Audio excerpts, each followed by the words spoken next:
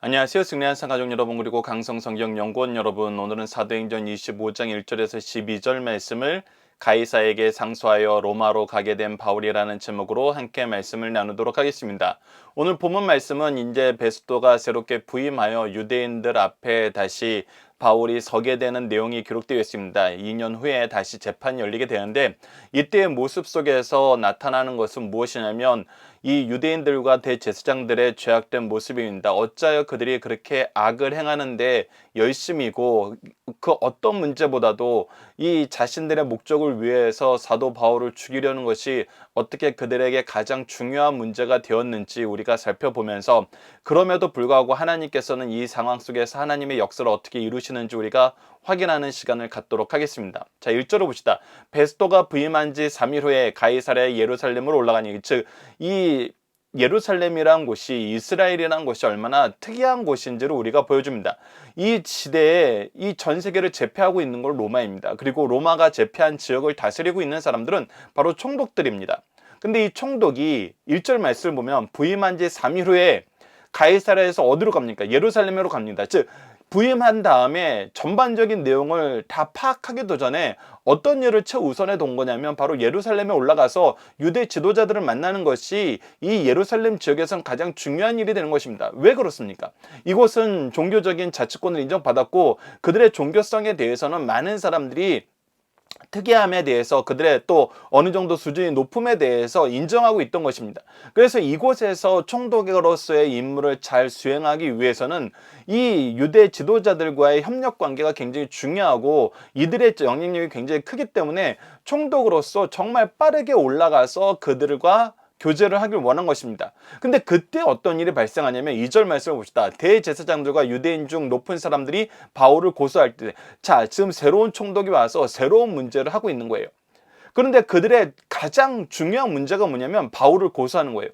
여러분들, 이것은 우리가 현대사회에서 어떻게 해석할 수 있냐면, 지금 대통령이 바꿔서, 민주주의 사회에서 대통령이 바꿔서 정권이 인수가 되고 있는 거예요. 정권이 이양되고 있으면서 각계 지도자들에게 각자의 필요에 대해서 좀 양해를 구하고 협조를 구하면서 그들의 어떤 어려움을 듣는 자리란 겁니다. 근데 그들의 어려움을 듣는 자리에서 그들이, 그러면 그런 자리에선 되게 가장 거시적인 문제, 또 때로는 가장 시급한 문제, 또 가장 힘들었던 문제, 이런 부분을 얘기하면서 이 유대 사회를 위해서, 이스라엘을 위해서 앞서 얘기했던 것처럼 벨릭스는 어떤 사람이었냐면, 정말 그가 죽은 것을 보고 유대인들이 환호하고 기뻐할 정도로 유대 역사가들의 기록에 의하면 그렇게 악한 왕이었어요. 그러니까 해결해야 될 문제가 정말 많은 것입니다. 우리가 최근에 미국의 정권이 이양되면서 그 이양되는 과정에서 우리가 항상 무엇을 분석해요? 우리나라하고 관계가 어떻게 해야 되는지, 우리는 무엇을 준비해야 되는지, 어떤 식으로 협력을 이끌어가야 되는지 굉장히 다양한 것들이 나오잖아요. 그것처럼 이 나라를 대표하는 사람들끼리 만나서는 정말 해야 될 일이 많은 것입니다. 근데 그들이 무엇만 신경 쓰는 거예요? 바울을 고소하고 바울에 대한 자기네들의 주장이 받아들이길 원하는 거예요. 그러면서 뭘 하냐면, 이런 시기에, 정권이 이양되는 시기에는 항상 우리가 어떻게 해요? 허니문 기간이라고 하면서 얘기를 잘 들어주죠. 바로 그것을 노린 거예요. 3절에 그것이 나타납니다. 베스토의 호의로 바울을 예루살렘에 옮기기를 청하니, 즉 이것이 지금 앞서 벨릭스 총독하고 재판 과정에서 나타났던 것처럼 이것이 그렇게 좋은 모습은 아니에요. 그냥 또 이들이 정당한 그런 요구도 아니에요. 근데 지금 현재 허니문 기간이고, 서로가 서로에 대해서 호의를 베풀면서 서로의 양해를 들어주는 기간이니까 그 기간을 들어서 어떻게 하겠다는 거예요? 바울을 예루살렘에 옮기기로 청하는데, 사실 이 호의를 기대해서 무엇을 하는 거냐면, 이 호의를 통해서 무엇을 하고 싶은 거냐면, 이는 길에 매복하다가 그를 죽이고자 함이더라. 즉 호의를 빌어서 뭐 하고 싶은 거예요? 살인을 하고 싶은 거예요. 이것은 정말 너무나 현대사회에서 보면은 너무나 말이 안 되는 일입니다. 정말 우리가 서로의 양해를 구하면서 서로에 대해서 호의로 일하는데, 이 호의를 통해서 무엇을 하는 거예요? 악을 행하는 거예요. 여러분들, 이것은 단순히 이 유대 지도자들이 바울을 이렇게 미워해서 여기서 끝나는 것이 아닙니다. 지금 앞서 나타난 것처럼, 벨릭스 총독을 통해서 나타난 것처럼, 바울이 이 지금 총독들 앞에서 재판받는 이유가 뭐예요? 그가 로마 시민권을 가지고 있는 거예요. 이것은 단순히 바울만 죽이려는 것이 아니라 이 베스도의 호의를 통해서 누구를 또 곤란하게 만드는 거예요. 오히려 베스도를 곤란스럽게 만드는 것도 주저하지 않는 거예요. 그 전임 총독이 잘 보호하고 있던 로마 시민을 베스도는 그냥 죽을 수 있는 그런 가능성이 높은데도 불구하고 그냥 보낸 거고, 그들은 또 힘써서 바울을 죽이는 거로 베스도의 호의 안에서, 베스도의 여전히 실효적인 지배 안에서 베스도의 실패를 이끌어내는 거거든요. 이것은 단순히 바울에게만 악한 것이 아니라 베스도에게도 굉장히 악한 것이었고, 이것은 이 악을 행하기 위해서 무엇을 기대한 거냐면 베스도의 호의, 그의 선한 어떤 태도를 이용한 거거든요. 그러니까 지금 현재 이 대제사장과 유대인들의 높은 사람들, 지도자들은 그들의 악의 모습이 더욱더 악해질 뿐이지 회복이 되거나 어떻게 좀 개선이 되거나 그런 게 없어요. 이제는 호의마저도 자기들의 악을 행하는 데 사용하는 거고, 이것이 자기 민족에게 이 총독과의 관계 안에서 어떤 영향을 미칠지 전혀 생각하지 않는 거예요. 그냥 무조건 자기네들이 원하는 이 악을 행하고 싶은 거예요. 이것이 바로 악한 지도자들의 모습이고, 이런 악한 지도자들에 대해서 성경은 여러 말로 경고를 주면서 그들을 향한 하나님의 심판이 어떠한지 우리에게 가르쳐 줍니다. 그 내용들을 우리가 잠깐 아래에 적혀 있는 성경들을 통해서 한번 확인해 봅시다. 이 악한 사람들의 특징에 대해서 얘기할 때 시편 140편 2절과 시편 38편 22절 그리고 미가서 2장 1절에 정말 적나라하게 특히 이들의 모습을 너무나 그대로 묘사한 것 같은 내용들이 드러나는데, 자, 시편 140편 2절을 보면 그들이 마음속에 악을 꾀하고 싸우기 위하여 매일 모이오며, 지금 이 대제사장과 유대 지도자들은 계속 뭐 하고 싶은 거예요? 사도 바울을 죽이고 싶은 거예요. 자신들의 악을 행하고 싶은 거예요. 이것을 혼자서만 정말 간직하고 혼자서만 몰래 행하는 것이 아니라 이들 사이에서는 이것이 보편화된 거예요. 그래서 자기네들끼리 이것을 위해서 모여서 협력을 해요. 여러분들, 이것이 정말 타락한 시대의 모습이랑 온상이란 것입니다. 이 지도자들이 모여서 회의를 하는데 무슨 회의를 하냐면 마음속으로 꾀한 악을 어떻게 실천해야지 가장 효과적으로 실천할 수 있을까를 공개적으로 이들이 논의를 하는 거예요. 자, 시편 38편 12절로 봅시다. 내 생명을 찾는 자가 올문을 놓고 나를 해하려는 자가 괴악한 일을 말하며 종일토록 음모를 꾸미오니. 이들이 음모를 꾸며서 우리를 죽이려는 데는 너무나 부지런하다는 거예요. 종일토록 이 일을 하면서도 지치질 않는다는 거예요. 정말 이것이 세상에서 나타나잖아요. 사람들이 의로운 일을 하기 위해서는 사랑의 수고를 하기 위해서는 얼마나 피곤해하고 얼마나 힘들어요. 근데 악을 행하는 데는 온종일 이것을 해도 지치질 않아요. 자, 미가서 2장 1절은 그들의 모습에 대해서 더 적나라하게 얘기합니다. 그들이 침상에서 죄를 깨며, 즉 뭐예요? 자기 위해서 누웠는데 누워서 막 아이디어가 떠오르는 거예요. 어떤 아이디어가 떠오르는 거예요? 내가 나쁜 짓을 하는 아이디어가 막 떠오르는 거예요. 그리고 어떻게 해요? 악을 꾸미고 날이 밝으면 그렇게 밤새 생각하고 떠올랐던 그 악을 날이 밝으면 그 손에 힘이 있으므로 그것을 행하는 자는 화 있을진저. 일어나자마자 그것을 열심히 하는 거예요. 내 온 힘을 다해서 이 악을, 계획했던 악을 실천하는데 정말 한시도 쉬지 않는 거예요. 때로는 의인들이 이걸 보고 반성하기도 하죠. 야, 정말 저놈들은 악을 행하면서도, 나쁜 일을 행하면서도 어떻게 저렇게 부지런한지. 야, 정말 저런 부분은 우리도 반성해야 돼. 우리가 의를 행한다 그러고 착한 일을 한다 그러면서 우리는 저들처럼 열심히 악을 행하는 것, 저들이 악을 하는 것처럼 열심히 우리는 의를 위해서 살지 않잖아. 여러분들, 근데 이것이 죄악에 노예된 사람들의 특징이에요. 죄악이 만연한 세상의 특징이에요. 근데 여러분들 보십시오. 여기서 하나님의 역사가 나타나는 거예요. 여러분들, 우리가 노력한 만큼 결과를 얻는다는 이런 면에서 볼 때는 정말 악인들이 우리보다 훨씬 더 많이 노력하는 걸 봐요. 정말 그렇잖아요. 우리가 그들의 열심을 따라가지를 못해요. 그리고 더 나아가서는 그들의 수를 우리가 따라가지를 못해요. 지금 바울 한 사람 죽이려고 대제사장들과 유대인 중에 높은 사람들이 다 합심해서 모여 있어요. 속된 말로 명수로 이 숫자로 게임이 안 되고 열심으로 게임이 안 돼요. 우리가 이런 사건을 얼마나 많이 직면합니까? 근데 세상은 어떻게 돼요? 세상이 그들이 승리를 우리가 그들이 그렇게 열심히 하고 그렇게 수가 많으면 그들이 온 세계를 지배할 것 같은데 어떻습니까, 여러분들? 악인들의 결과가 어때요? 그래서 우리에게 시편 37편 12절에서 15절 말씀의 역사가 나타남을 가르쳐 주는 것입니다.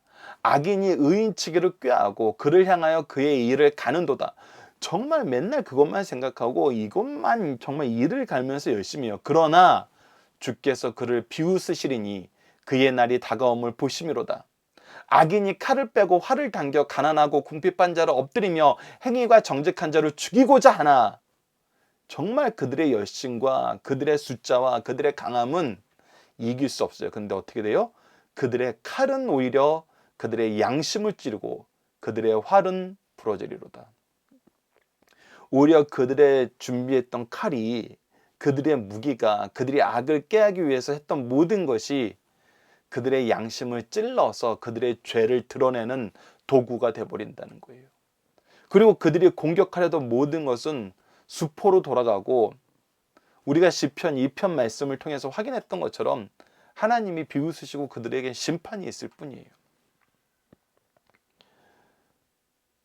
여러분도 우리가 그래서 이것은 길고 크게 보면은 보여요. 우리가 지엽적인 상태에서 보면은 도무지 의를 지키려는 사람이 남아있지 않은 것 같고 저들의 숫자는 너무나 많고 저들의 계획은 너무나 치밀하고 저들의 열심은 우리를 뛰어넘는데 그거 어떻게 이겨? 이게 지금 우리가 지금 현재 경험하는 상황이거든요.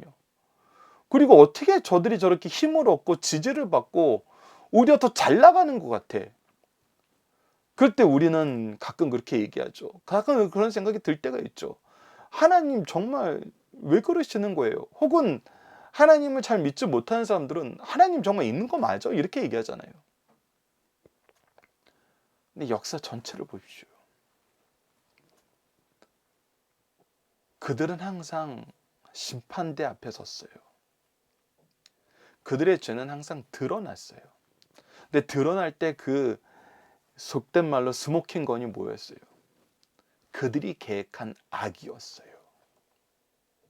그들이 열심히 했던 그 악한 모습들이 오히려 그들의 양심을 찌르는 칼이 되고 그들이 빠지는 올무가 됐어요. 그것을 우리가 기억해야 됩니다. 그래서 정말 베스도 호의를 바랬는데 웬만하면 들어줄 것 같아요. 이거 되게 어려운 거 아니거든요. 지금 가이사랴에 있는 사람 우리한테 좀 데려오고 와달라고 얘기하는 거예요. 이거 겉으로 보면 그렇게 힘든 일 아니에요. 근데 베스도가 이 일에 대해서 어떻게 대답하니까 이 상황을 우리가 잘 봐야 돼요. 그가 지금 부임한 지 며칠 됐어요. 3일밖에 지나지 않았어요. 가장 먼저 해결해야 될 민원으로 생각하고 가장 중요한 일을 해결하기 위해서 여기에 왔어요. 그 처음에 또 이것을 부탁한 거예요. 그러면 속된 말로 그들의 면을 세워주기 위해서 이거 허락할 만해요. 근데 베스도가 이것을 잘 아는지 모르는지 모르지만 그냥 원칙론적인 얘기를 합니다. 베스도가 대답하되 바울이 가이사랴에 구류된 것과 자기도 멀지 않아 떠나갈 것을 말하고 그러지 말고 걔를 다시 데리고 오는 데는 좀 오래 걸리니까 이 일에 대해서 여러분들의 해결하고자 하는 그 의지가 강하면은 차라리 불러오는 것보다는 내가 곧 다시 가이사랴로 가야 되니까 우리 같이 가는 게 어때? 이렇게 얘기한 거예요. 굉장히 현실적이고 정론적인 대답이 된 거죠. 또 이르되 너희 중 유력한 자들은 나와 함께 내려가서 그 사람이 만일 옳지 아니한 것이 있으면 고발하라 하니 뭐라고 하는 거예요? 고발해라. 내가 들어주겠다는 거예요. 그러니까 더 빨리 처리하는 방법은 우리가 같이 내려가는 것인데 가서 너희들 고발하라 그런 거예요. 그런데 특이한 건 뭐예요? 6절 보면 베스도가 그들 가운데 8일 혹은 10일을 지낸 후에 그래서 금방 갈 것 같았는데 오히려 어떻게 하는 거예요? 그들 가운데에서 8일 혹은 10일을 지냈어요. 여러분들이 8일 혹은 10일을 지내면서 뭐 했을까요? 떠난 기간이 늦어진 것도 약간 재밌는 상황이지만 그들 가운데 8일 혹은 10일을 지냈다 그래요. 지금 이 유대인들하고 각종 이야기와 그들과 각종 현안에 대해서 이야기하면서 이 현안에 대해서 이야기할 때 어떻게 얘기하는 거예요? 막 밀고 당긴 어떤 팽팽한 것이 아니라 굉장히 호의로 대하는 시기거든요. 이 시기는. 그러니까 잘 얘기 듣고 그들 관점으로 생각하게 되는 거예요. 그들 관점으로 바울을 보고 이 그리스도인들을 보게 되는 거예요. 속된 말로 이 8일에서 10일 동안 열심히 사전 작업을 당한 거죠. 속된 말로 세뇌 가까운 어떤 편향성을 가질 수 있는 충분한 시간이 있었어요. 그래서 어떻게 합니까? 지는 후에 가이사랴로 내려가서 이튿날, 그래서 내려가자마자 바로 그 다음날 재판을 연 거예요. 여러분들, 우리가 정말 살다 보면은 이 우리가 미국을 볼 때도, 우리 북한 문제를 처리할 때도 우리가 정말 맨날 얘기하는 게 뭐예요? 이 미국 대통령한테 이 문제가 순위가 몇 순위 정도 될까?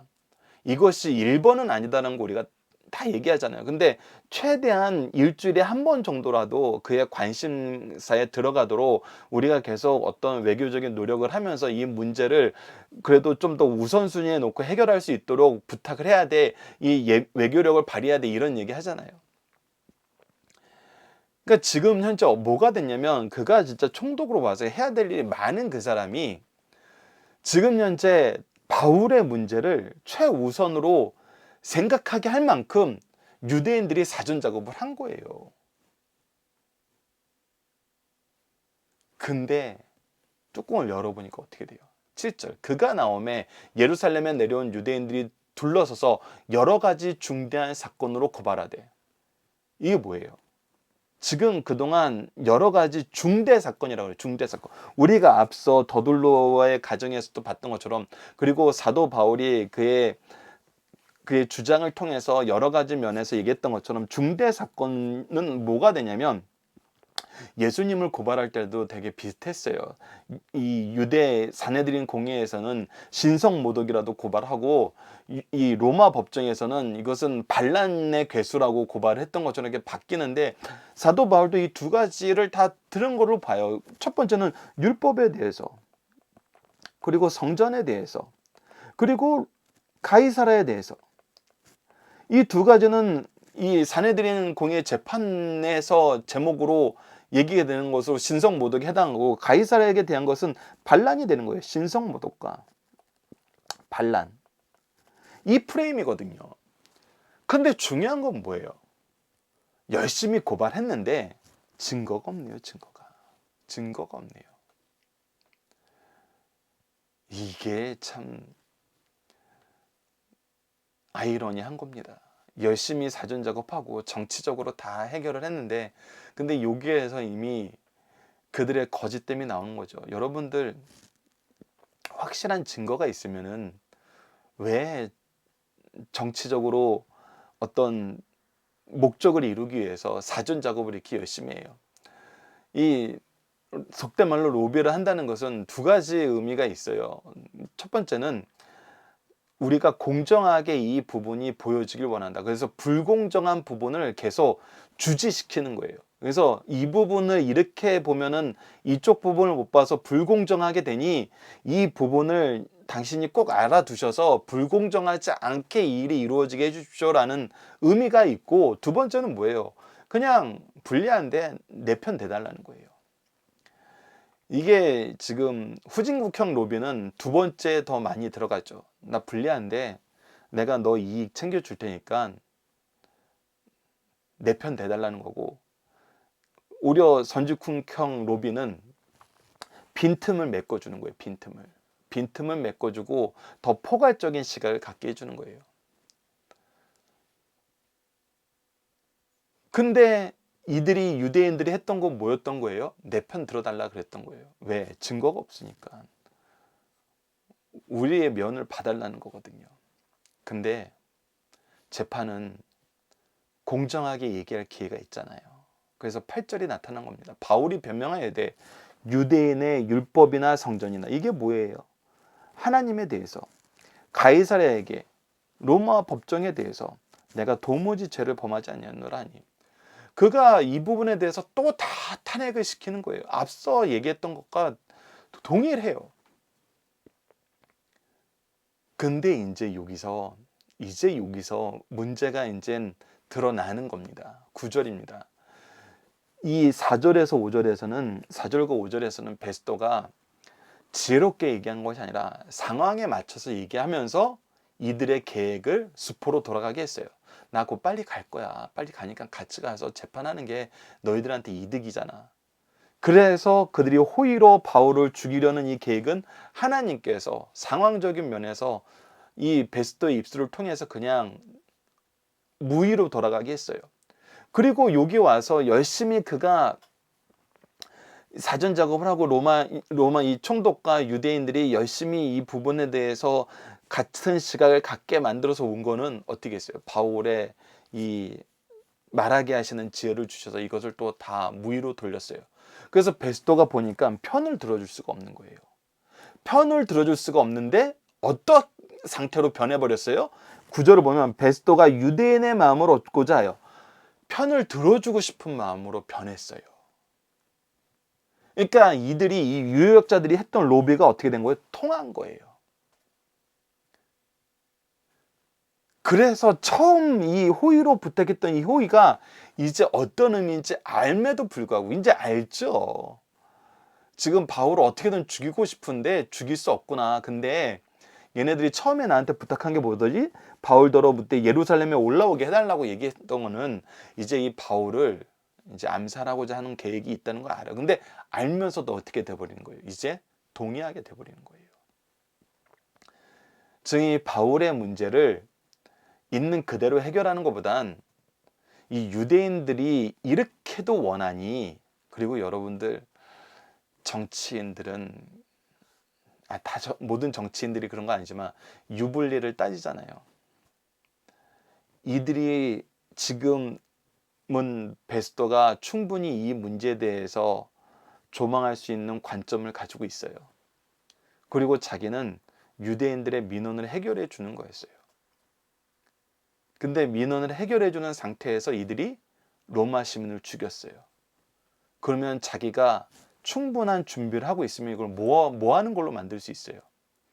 오히려 이 유대 지도자들의 약점으로, 내가 이 약점을 소유하는 것으로 자기도 정치적인 작업을 할 수 있어요. 그러면 앞으로 자기가 총독 생활하는데 너무나 편한 것입니다.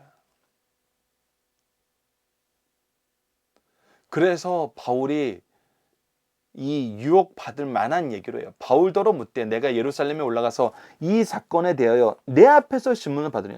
이거 너무 희한한 거예요. 지금 현재 누구 앞에 있어요? 지금 현재도 베스도 앞에 있어요. 그리고 가서도 고발하는 사람들은 지금 내려온 이 사람들이 고발하는 사람이고, 지금 재판관은 여전히 베스도고, 피고인은 지금 현재 사도 바울이에요. 지금 이 재판의 내용이 변하는 것이 하나도 없어요. 뭐만 변하는 거예요? 위치만 변하는 거예요. 그런데도 이것이 바울을 유혹하는 말로 나오게 되는 거예요. 굳이 왜? 여기서 그대로 하면 되는데, 신문을 한 번 더 하면 되는데, 이것을 통해서 바울은 무엇을 경험했을까요? 무엇을 느꼈을까요? 이 재판이 바르게 진행되지 않을 가능성이 많구나. 지금 벨릭스 때문에 지금 2년이라는 세월이 흘렀는데, 이 베스도도 이 부분에서도 공정한 판결을 하기보다는 유대인들의 마음을 얻고자 하여 자기가 이 판단을 굽을 가능성이 많구나. 이것은 이미 우리가 한번 경험했잖아요. 어떤 상황이 있었어요? 예수님이 바로 그렇게 돌아가셨잖아요. 그런데 바울에게 받은 약속은 뭐예요? 예수님은 하나님께 받은 약속, 이 땅에 오신 목적이 뭐였어요? 십자가에 죽으시는 거였어요. 우리 죄를 대속하기 위해서 죽으시는 거였어요. 우리 죄를 위해서 내주임이 되고 우리의 의롭다 하시기 위해서 다시 살아나셨느니라 라는 이 로마서 4장 25절 말씀처럼 그것이 하나님의 계획이었어요. 그러나 바울에게 주어진 하나님의 계획은 뭐였어요? 사도행전 23장 11절이고 마태복음 28장 19절로 20절이죠. 땅끝까지로 복음의 증인이 되라는 이 말씀과 함께 23장 11절에서 주님께서 바울 곁에 서서 이르시되 담대하라 내가 예루살렘에서 나의 증언인 것 같이 로마에서도 증언하여라 하리라 하셨어요. 이 말씀이 이루어지는 이 방법으로서 바울에게 지금 무엇을 보여주시는 거예요? 로마 시민으로서 가이사라에게 상소하면 그가 어떻게 돼요? 가이사 앞에 가야 돼요. 누구를 통해서 가야 돼요? 이 총독을 통해서 가야 돼요.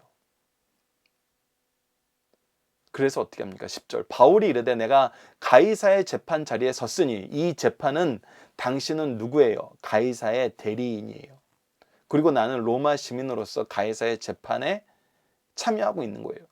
마땅히 거기서 신문을 받을 것이라 당신도 아시는 바와 같이 내가 유대인들에게 불의를 행한 일이 없나이다. 만약에 바울이 담대하게 얘기하는 거예요. 지금 유대인들이 고발한 고발 내용에 대해서 유대인의 법으로도 내가 처벌받을 일이 없다는 것을 성경을 통해서 율법을 통해서 다 증명하였으니까 이것은 지금 현재 이 재판의 주권이 유대인들하고 관련된 건 하나도 없고 가이사라고 관련된 당신에게 손안에 있는데 당신이 지금 이 부분에 대해서 구분 판결을 하는데 그 구분 판결을 하는 이유가 뭐냐면 유대인의 마음을 얻고자 하는 것이기 때문에 나는 이 가이사라의 심판으로 계속 이어지겠다는 거예요. 만일 내가 불의한 일을 행하여 무슨 죽을 죄를 지었다면 죽기를 사양하지 아닐 것이나 만일 이 사람들이 나를 고발한 것이 다 사라칠이 아니면 아무도 나를 그들에게 내어줄 수 없나이다. 내가 가이사에게 상소하노라 한데 베스도가 배석자들과 상의하고 이르되 내가 가이사에게 상소하였으니 가이사에게 갈 것이라 라고 얘기하면서 법대로 행할 수밖에 없게 된 거예요. 자, 이 부분에 대해서 잘했다고 평가하는 것과 못했다고 평가하는 게 있는데 이 부분은 우리가 후에 본문 다지기에서 좀 더 보도록 하겠습니다. 자, 본문 묵상하기를 통해서 간단하게 복습하시다. 총독이 바뀌는 것을 이용해 종교 지도자는 무엇을 계획했어요? 호의로 그를 죽이려고 했어요. 암살하려고 했어요. 죄악이 계속 달려가는 거예요. 도대체 이 사람들 왜 그럴까요? 그것도 우리가 본문 적용하기를 통해서 보도록 하겠습니다. 베스도는 이 일을 어떻게 처리했나요? 우선은 이 부분에 대해서 그가 선입관을 가지지 않고 그냥 현실적인 제안을 했어요. 나 곧 가는데 그러면 재판이 너무 길어지고 당신들이 해결하는 것이 늦어지니까 같이 갑시다. 근데 종교 지도자들의 고발을 가진 특징은 무엇입니까? 말은 많은데 그거에 대한 증거가 없다는 거예요. 바울은 자신이 어떤 점에서 죄가 없음을 얘기했나요? 유대 법으로도 로마 법으로도 죄가 없음을. 베스도 총독은 무엇에 관심을 두고 이 일을 판결하였나요? 유대인의 환심을 사는 거에 관심을 가진 거예요.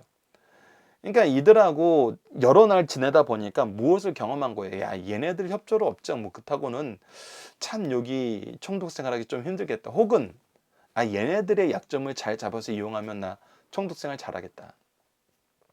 그러니까 정치적인 판단을 하게 되는 거죠. 이 정치적인 판단을 할 때 여러분들 정치적인 판단이라는 거에 대해서 여러분들이 다 안 좋은 것이다라고 생각하는데 사실 그렇지 않아요. 정치적인 것이 나의 이익을 위한 것이면 정말 한도 끝도 없이 악으로 달려갑니다.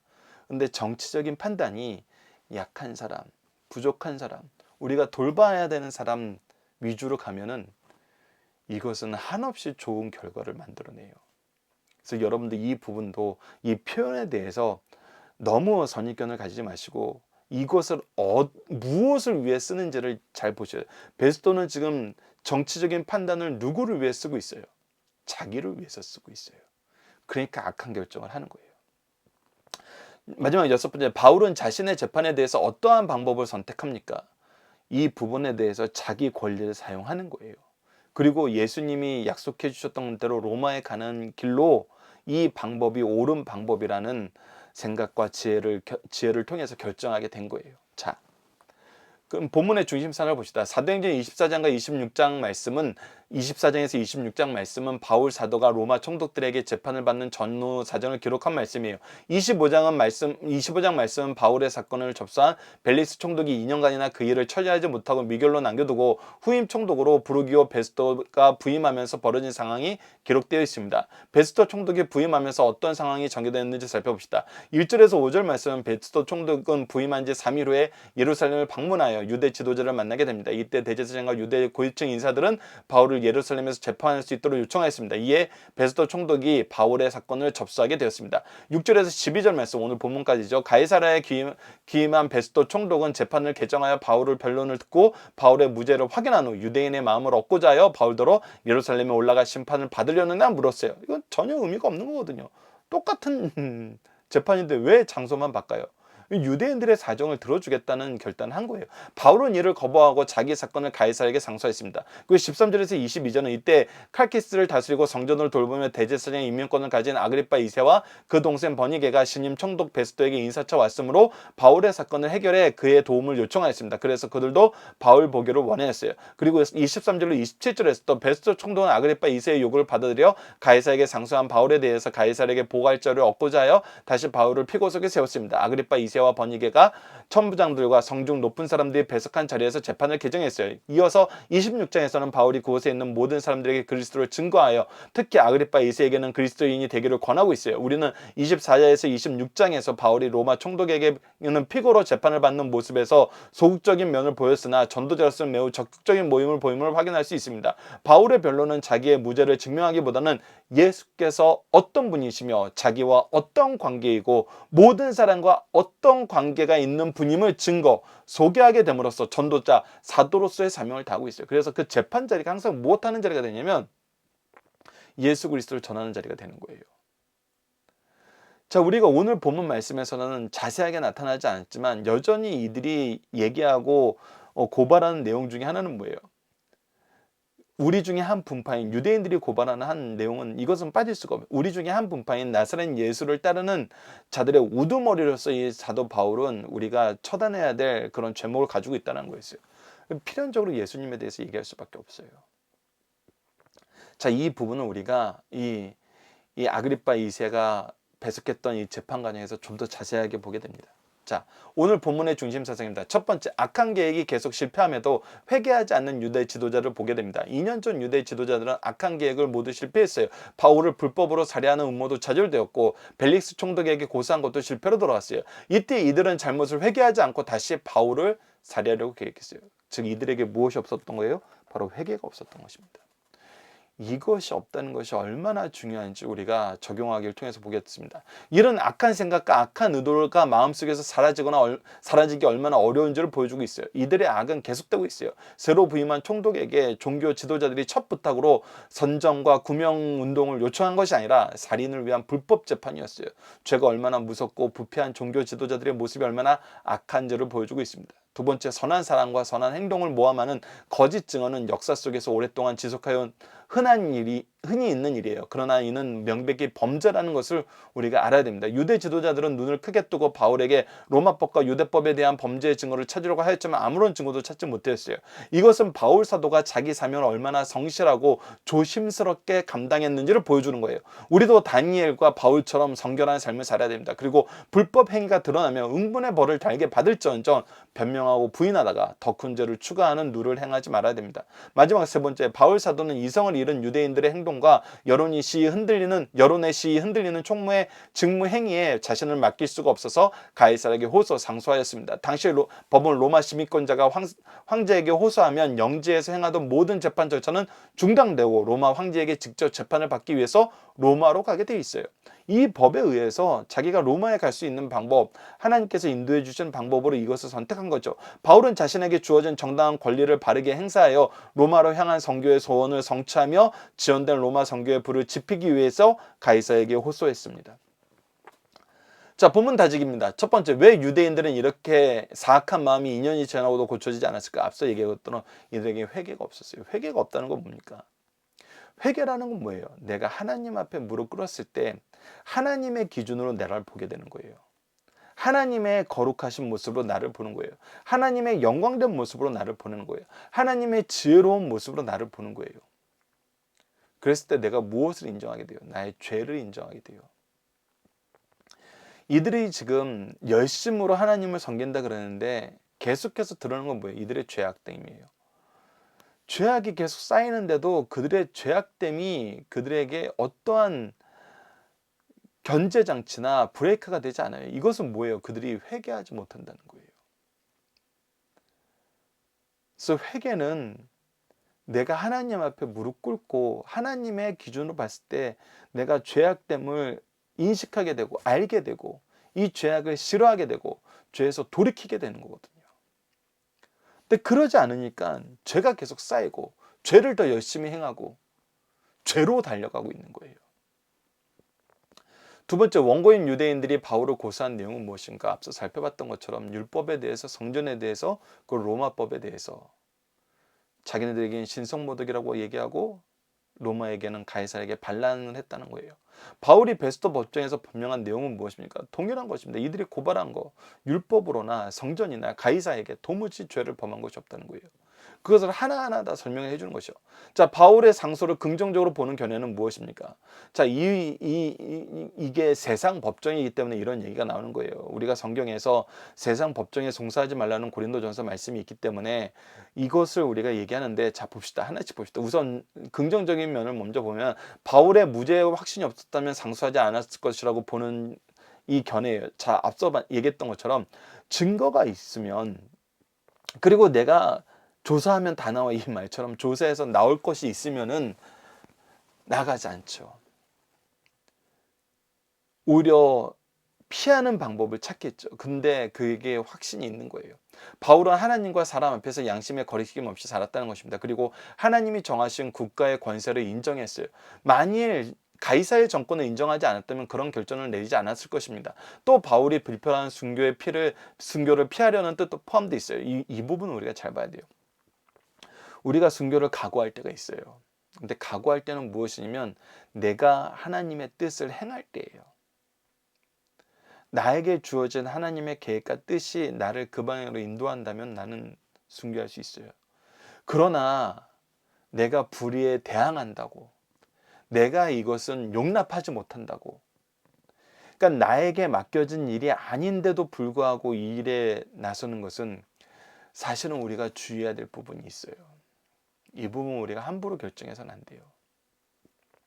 바울도 이곳에서 2년간 이 부분에 대해서 다시 한번 조망을 한 거예요. 하나님의 말씀 안에서, 약속 안에서.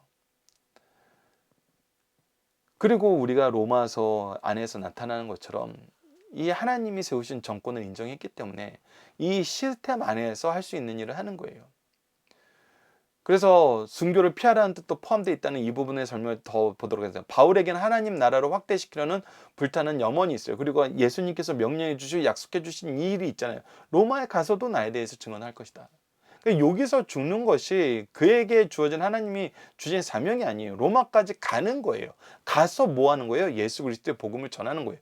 그러므로 그 일을 완수하기까지는 자기의 생명이 연장돼 있어야 됩니다.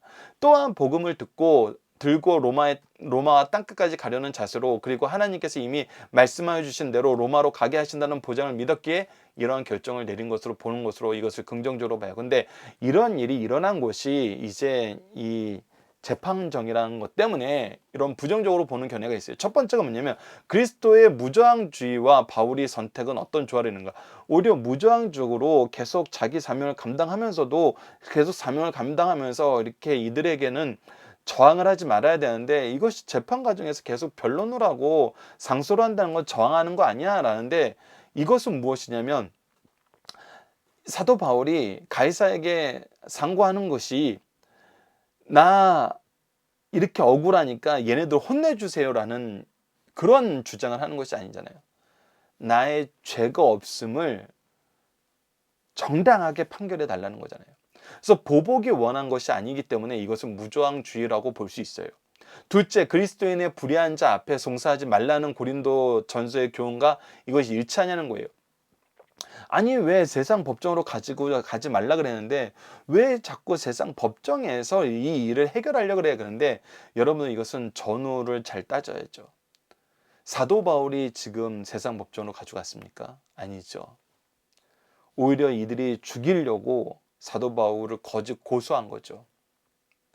그래서 사도 바울은 이 일에 대해서는 어떻게 한 거예요? 앞서 얘기했던 것처럼 하나님께서 이 세상 정권을 인정하고 그 법에 준수하라는 것처럼 그는 지금 준수하고 있을 뿐이에요.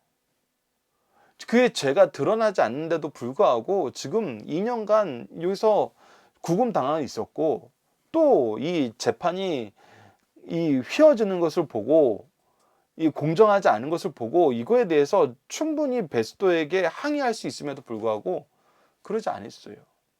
그래서 이것은 방어적인 거예요. 셋째, 영적인 문제의 판단을 세간상 관리에게 맡길 수 없다는 교훈에 대해서, 이것도 고린도전서에서 같이 나오는 거죠.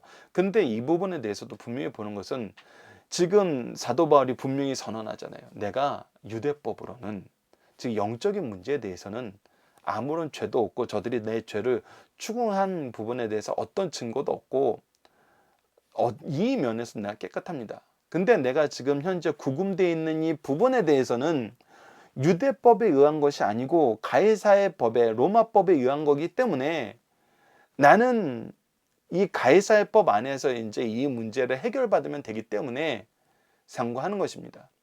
그래서 이것은 뭐예요? 가이사에게 종교적인 판단을 원한 것이 아니에요. 우리가 지금 고린도전서에서는 뭐예요? 종교적인 판단, 교회 내부의 영적인 문제의 판단도 좀 누구에게 가져가니까 이거 미련하다 그런 거예요. 이걸 세상 법정으로 가져가니까 미련하다 그런 거예요. 이거 어리석은 일이라 그런 거예요. 근데 이거는 종교적인 판단의 문제가 아니었기 때문에 이것은 부정적으로 보는 견해는, 특히 고린도전서 말씀과 충돌하는 거 아니냐는 견해는 아니라는 것을 우리가 기억해야 됩니다. 자, 그래서 이제 더 중요한 건 우리 영적인 문제입니다. 유대인들이 회개하지 못한 문제. 왜 이러한 일이 반복되고 이러한 일이 멈춰지지 않고 더 심해지고 있을까라는 것을 우리가 봐야 돼요.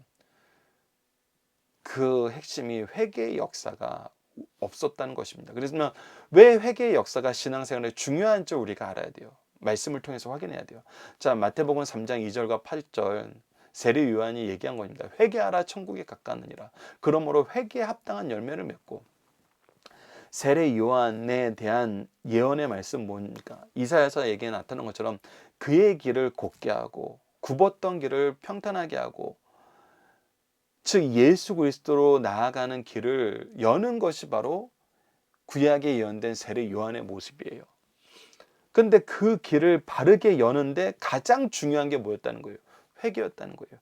회개라는 건 뭐였어요? 앞서 얘기했던 대로 내가 하나님의 앞에 무릎 꿇고 하나님의 지혜로, 하나님의 거룩함으로, 하나님의 영광으로 우리를 보는 거예요. 즉 하나님의 기준으로 보는 거예요. 그러니까 회개가 없으면 계속 나를 기준으로 봐요. 나를 기준으로 보니까 누가 안 보여요? 예수님이 안 보여요. 하나님의 구속사가 안 보여요. 하나님의 계획이 안 보여요. 하나님의 뜻이 안 보여요. 하나님의 역사하심이 안 보여요. 있는데도 다 거절하는 거예요. 그래서 우리가 주의 길을 예비한다는 것은 하나님의 기준으로 예수님을 보게 만드는 거예요. 근데 그거의 핵심이 회개예요. 하나님의 말씀으로 나를 보고 잘못된 부분을 인정하라는 거예요. 잘못한 부분을 깨닫고 이것을 하나님이 얼마나 싫어하는지 알고 하나님이 싫어한 것처럼 싫어하고 이제 하나님께로 돌아가서 하나님의 일을 보라는 거예요. 그러므로 회개에 합당한 열매를 맺고, 그래서 하나님의 주신 기준으로 우리가 삶을 사는 거, 이것이 회개에 합당한 열매거든요. 하나님의 기준으로 나의 삶을 바꿔나가는 거. 그래서 누가복음 15장 10절에서 내가 너에게 이르는 이와 같이 죄인 한 사람이 회개하면 하나님의 사자들 앞에 기쁨이 되느냐. 하나님은 무엇을 가장 좋아하시냐면 회개하는 걸 가장 좋아하신다는 거예요. 회개의 역사를 통해서 예수 그리스도를 바로 보게 만드는 것이 너무나 좋다는 거예요. 그래서 누가복음 24장 47절에도 또 그의 이름으로 제사함을 받는 회개가 예루살렘에 시작하여 모든 족속에 전파될 것이 기록되었으니, 예수님께서 제자들에게 얘기하고 제자들을 통해서 이루시고자 하시는 것이 뭐냐면 그의 이름으로 제사함을 받아 회개하는 역사가 온 세계에 전파될 것이 기록되는, 즉 온 세계로 이 회개의 역사가 확장된다는 거예요. 그래서 베드로의 첫 설교에서도 어찌해야 됩니까? 라고 얘기했을 때 어떻게 했어요? 사도행전 2장 38절에 베드로가 이르되 너희가 회개하여 각각 예수 그리스도의 이름으로 세례를 받고 죄 사함을 받으라. 그리하면 성령의 선물을 받으리라. 로마서 2장 4절도 봅시다. 혹 내가 하나님의 인자하심이 너를 인도하여 회개하지만 않으심을 알지 못하느냐. 우리에게 이 회개의 은혜를 주시기 위해서 하나님의 사랑으로 우리를 인도하신다는 거예요. 그의 인자심과 용납하심과 길이 참으심이 풍성함을 멸시한다. 그래서 너가 회개할 수 있도록 그가 참으시면서 계속 사랑해 주시고 용서해 주시고 계신다는 거예요. 그럼에도 불구하고 네가 회개하지 않는 것을 오히려 반성해야지. 하나님 왜 이렇게 오래 참어? 하나님 뭘 그렇게 사랑해? 이렇게 얘기할 수 있냐는 거예요. 디모데후서 2장 25절에는 이제 이 회개를 위해서 우리가 취해야 될 태도에 대해서 얘기합니다. 거역하는 자를 온유함으로 훈계할지니. 우리는 어떻게 해요? 온유함으로 그들의 악한 모습을 다 받아들이면서도 안아주면서도 포괄적으로 이렇게 품어주면서도 어떻게 해요? 훈계해야 되는 거예요. 바르게 가르쳐줘야 되는 거예요. 혹 하나님이 그들에게 회개함을 주사 진리를 알게 하실까 하며. 그래서 우리는 회개가 무엇인지 알고 회개의 방법을 알고 회개의 방법을 안다는 것은 엄밀히 말하면 약간 그 의미상의 잘못 해석될 가능성이 있어요. 회개라는 것은 우리가 하나님 앞에 무릎 꿇고 하나님의 기준으로 보는 거잖아요. 그래서 우리가 매사에 하나님의 기준을 우리에게 가르쳐 주신 그대로 우리가 적용하는 삶을 살아야 돼요. 우리의 인생의 모습이 바울처럼 곤란한 가운데 있지만 우리를 향한 하나님의 약속이 이루어진다는 걸 통해서 우리가 삶을 보고 이 약속의 말씀으로 삶을 보는 그런 삶의 열매를 맺으면서 예수 그리스도를 전하는 삶을 통해서 이루게 하시기 위해서 우리를 이끄시는 하나님의 능력을 보고 하나님의 역사를 증언하고 그리고 이 역사의 안에서 은혜 받은 우리가 은혜의 삶을 사는 이 온유함으로 끊임없이 가르쳐주는 삶, 끊임없이 증거하는 삶을 사는 것이 이 회개의 역사 안에서 우리가 이루게 되는, 경험하게 되는, 계승하게 되는 신앙생활이란 것입니다. 그래서 우리는 회개가 너무 중요해요. 회개가 없으면 절대 내가 사라지지 않습니다. 하나님을 바로 볼 수가 없어요. 사실 이것은 하나죠. 회개라는 것은 내가 하나님을 바라보고 하나님의 기준으로 사는 것을 얘기하는 것이고 이 또한 성령의 은혜예요. 그래서 이 은혜가 전하는 사람은 이 은혜가 내가 전하는 모든 사람들에게 임하길 기도하고 받는 사람은 이것이 하나님의 은혜임을 깨달아 감사하고 이 앞에서 무릎 꿇고 눈물을 흘리지만 그것이 얼마나 큰 은혜임을 우리가 감격하면서 이것을 전할 수 있는, 이것을 중요하게 여기고 우리 삶의 기준으로 삼는 그런 신앙생활이 되었으면 합니다. 이번 주 공동 기도 제목은 어떤 상황 속에서도 주님이 주신 약속과 능력과 열매를 바라보며 충성하는 삶을 살게 하여 주소서입니다. 오늘 본문 말씀을 통해서는 하나님이 주신 지혜로 하나님의 뜻을 알아 죄를 분별하고 회개의 은혜로 하나님 앞에 서게 하시고 그리스도의 은혜로 진리 안에서 행하게 하심을 감사합니다.